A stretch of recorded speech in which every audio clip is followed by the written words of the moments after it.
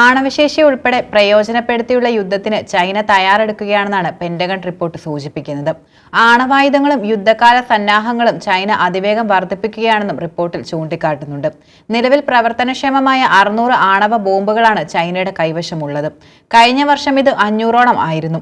2030ഓടെ ഇത് 1000-ൽ എത്തിക്കാനാണ് ശ്രമമെന്നും 2035-ൽ അമേരിക്കയുടെ പ്രവർത്തനക്ഷമമായ ആണവ ബോംബുകളുടെ എണ്ണത്തെ മറികടക്കാനുമാണ് ചൈനയുടെ ലക്ഷ്യമെന്നുമാണ് പുറത്തുവരുന്ന വിവരങ്ങൾ. നിലവിൽ യുഎസിലേക്ക് എത്താൻ കഴിയുന്ന 400 ദീർഘദൂര ഭൂഖണ്ഡാന്തര ബാലിസ്റ്റിക് മിസൈലുകളും ഇന്ത്യ, ഫിലിപ്പീൻസ്, ജപ്പാൻ എന്നീ രാജ്യങ്ങൾക്കെതിരെ പ്രയോഗിക്കാൻ കഴിയുന്ന 1300 മധ്യദൂര മിസൈലുകളും പീപ്പിൾസ് ലിബറേഷൻ ആർമിയുടെ കൈവശമുണ്ടെന്നും റിപ്പോർട്ടിൽ പറയുന്നുണ്ട്.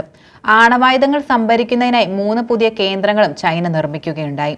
കൂടാതെ 550 ICBM ലോഞ്ചറുകളും നിലവിൽ നിലനിൽക്കുന്നുണ്ട്. യുഎസിനേക്കാൾ കൂടുതൽ ICBM ലോഞ്ചറുകളാണ് ചൈനയുടെ കൈവശമുള്ളത്. കൂടാതെ DF-31A ICBM, DF ദ്രവ ഇന്ധന മിസൈലുകളുടെയും എണ്ണം വർദ്ധിപ്പിക്കുകയുണ്ടായി.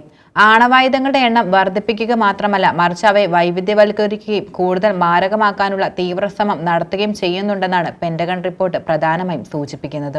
ലോകത്തിലെ ഏറ്റവും വലിയ നാവികസേന ചൈനയ്ക്കാണെന്നും അതിന്റെ ശേഷി വർദ്ധിപ്പിക്കാനുള്ള നീക്കങ്ങളാണ് നിലവിൽ നടക്കുന്നതെന്നും പെന്റഗൺ അഭിപ്രായപ്പെടുകയുണ്ടായി.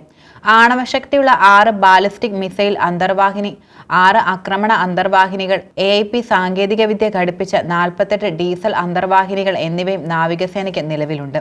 അടുത്ത വർഷം അവസാനത്തോടെ ചൈനയുടെ അന്തർവാഹിനി കപ്പൽ 65ആയും 2035 ആകുമ്പോഴേക്കും 80ആയും വർദ്ധിപ്പിക്കാൻ കഴിയുമെന്നും റിപ്പോർട്ട് സൂചിപ്പിക്കുന്നു.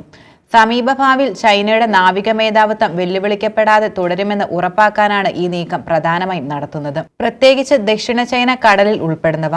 ചൈന കൃത്രിമ ദ്വീപുകൾ നിർമ്മിക്കുകയും അയൽരാജ്യങ്ങളായ ഫിലിപ്പീൻസിനെയും ജപ്പാനെയും ഭീഷണിപ്പെടുത്തുകയും ചെയ്യുന്നുവെന്നും സമീപഭാവിയിൽ തായ്വാൻ പിടിച്ചെടുക്കാൻ ഉദ്ദേശിക്കുന്നതായും ഈ റിപ്പോർട്ട് അവകാശപ്പെടുന്നു. ചൈനയുടെ കൈവശം നിലവിൽ 370 യുദ്ധക്കപ്പലുകൾ ഉണ്ടെന്നും 2025 അവസാനത്തോടെ 395 യുദ്ധക്കപ്പലുകളും 2030ഓടെ 435 യുദ്ധക്കപ്പലുകളും എത്തുമെന്നും റിപ്പോർട്ട് സൂചിപ്പിക്കുകയുണ്ടായി. ചൈനയുടെ വ്യോമസേന US എയർഫോഴ്സിന് തുല്യമാണെങ്കിലും നൂതന യുദ്ധവിമാനങ്ങളും ഡ്രോണുകളെയും ഉൾപ്പെടുത്തിക്കൊണ്ട് അതിവേഗം പരിവർത്തനത്തിന് വിധേയമാക്കിക്കൊണ്ടിരിക്കുകയാണെന്നും പെന്റഗൺ റിപ്പോർട്ട് സൂചിപ്പിക്കുന്നു.